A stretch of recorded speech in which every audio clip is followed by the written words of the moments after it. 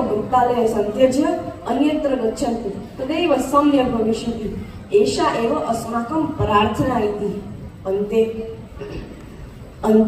हरिभक्तानां निवेदनं स्वीकार्य गुरु प्राज्ञभक्तस्य रुचि ज्ञात्वा हरिकृष्ण महाराजस्य समीपं प्रार्थना कृता। तथा च शास्त्रीजी महाराजः वृत्तालयं सन्त्यक्तम्। श्रीवर्धमानपुरभोगवती तटस्थे वृत्तालयस्थितिमतां हरिधामबद्धं भोजासने प्रमुखतीर्थकृताकृतानि सारङ्गदुर्गनगरादिषु मन्दिराणि। एवं वृत्तालय परित्यज्य प्रथमवारं बोचासन ग्रामे महामन्दिरस्य निर्माणं कृतं। तत्र मध्यखण्डे प्रथमवारं अक्षर पुरुषोत्तम महाराजस्य प्रतिष्ठा कारिता। बोलो अक्षर पुरुषोत्तम महाराजनी।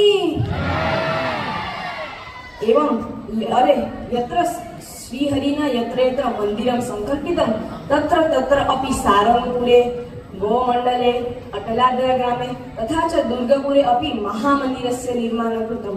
तथा च अक्षर पुरुषोत्तम सिद्धान्तस्य मूलपातालस्थं कृतं।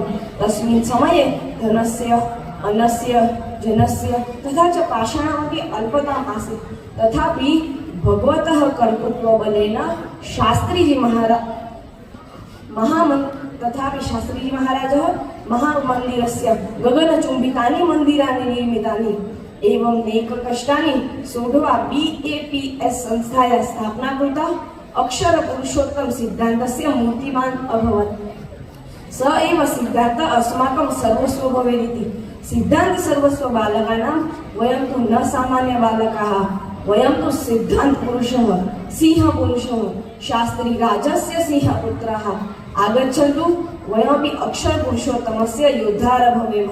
जयतु स्वामिनारायण। नमो नमः।